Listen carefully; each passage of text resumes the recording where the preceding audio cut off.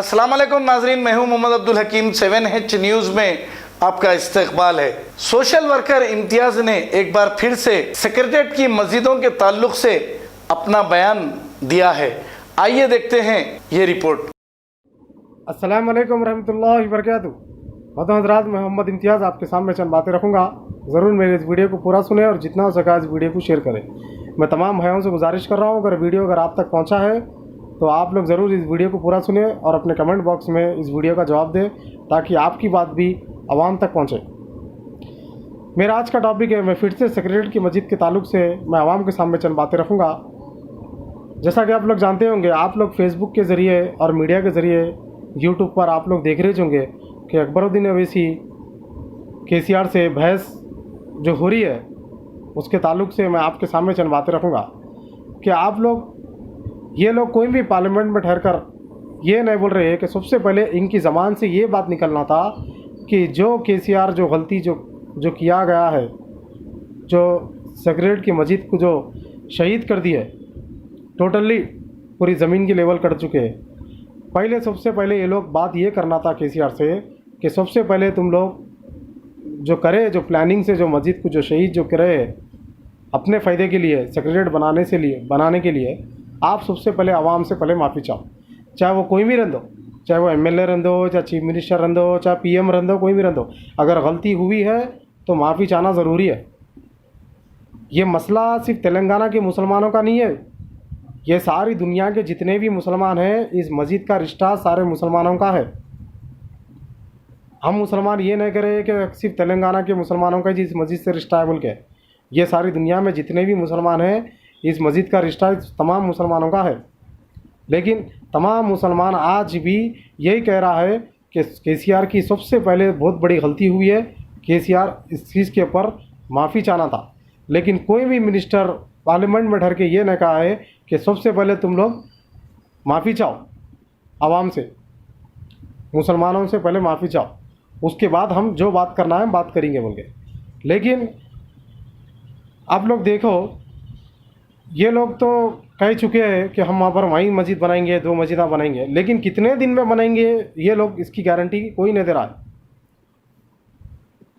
खुली मिसाल भाई, कम से कम अगर मस्जिद को अगर तैयार भी अगर करे है, अगर मस्जिद को खैर वहाँ पर परमिशन अगर नहीं दे रहे नमाज़ पढ़ने का भी, अगर किसी को बनाने के बाद ही हम मस्जिद हम बनाने के बाद ही हम नमाज परमिशन देंगे बोल के, ठीक है चलो। लेकिन मस्जिद हम पहले सेक्रेटेरिएट से पहले हम मस्जिद बनाएंगे बोल के कोई ऐलान नहीं कर रहा है उधर पार्लियामेंट में ठहर कर। सिर्फ मस्जिद वहाँ पर बना देंगे बोल के वही झूठे वादे पहले की तरह जो एक खाना मस्जिद में जो हुआ था।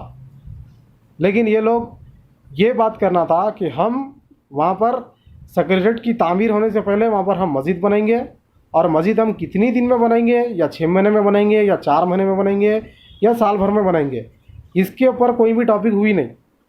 अगर देख गया तो अगर मिसाल के तौर पर अगर 24 घंटे भी अगर वहाँ पर काम करे तो कम से कम 6 महीने में मस्जिद तैयार हो जाती। अगर 10 घंटे भी अगर मेहनत करे तो खैर 8 महीने में काम ख़त्म होता होगा। लेकिन कम से कम ये बात तो बोलो कि मस्जिद हम 6 महीने में या 8 महीने में हम मुसलमानों के अंडर में हम दे देंगे। इंशाअल्लाह मुसलमान मस्जिद पूरी तैयार होने के बाद ही उसके अंदर आप नमाज़ पढ़िए। जब तक हम नमाज का परमिशन हम नहीं देंगे, इसके ऊपर भी मुसलमान राज़ी हो जाएगा। ठीक है, मस्जिद तो बनाना ही बनाना है किसी भी हालत में, चाहे वो कोई भी रह दो, चाहे वो प्राइम मिनिस्टर रह दो या चीफ मिनिस्टर रह दो। हम तो इंशाअल्लाह हम तो ठहरेंगे, हम तो जवाब देंगे। जब तक ज़िंदा है अल्लाह, जब तक ज़िंदा रखेगा, हमारे ज़बान से हमारे दिल से यही बात निकलेंगे कि ये मस्जिद को शहीद करने वाला हम तमाम मुसलमानों का, इस्लाम का भी और मुसलमानों का गद्दार है। ये तो हम मुसलमान बोलते रहेंगे, और जितने भी लोग इनका साथ देने वाले हैं तो वो भी गद्दारी होंगे। मैं तमाम भाइयों से मैं गुजारिश कर रहा हूँ कि आप लोग जो यूट्यूब पर, जो फेसबुक पर, जो अपने फॉलोवर्स को जो लाइक करो, शेयर करो, जो बातें जो बोलते हैं तुम लोग, बड़ा ही मेहरबानी मैं आप लोग से गुजारिश कर रहा हूँ कि आप लोग भी कम से कम एक वीडियो तो भी हुकूमत के ऊपर निकालो सेक्रेटेरिएट की मस्जिद के ताल्लुक से, ताकि आवाम की बात हुकूमत तक पहुँचे और आवाम और हुकूमत हमारी बात को माने। अस्सलाम A1 टाउनशिप की एक और नई पेशकश। जहांगीर पीर दरगाह से 2 किलोमीटर पहले मल्टीनेशनल कंपनीज के करीब, जो कि बिल्कुल आबादी से लगा हुआ, बेंगलोर हाईवे से सिर्फ 5.5 किलोमीटर, बीटी रोड से लगा हुआ, तमाम डेवलपमेंट के साथ 5,50,000 में 100 गज का प्लॉट। A1 टाउनशिप में आपका ये छोटा सा इन्वेस्टमेंट आपका और आपके बच्चों का मुस्तकबिल बदल सकता है। आज ही तशरीफ लाएं और A1 टाउनशिप के इस प्रोजेक्ट से फायदा उठाएं। Office at pillar number 235, opposite fisheries department, Rajendra Nagar, Hyderabad.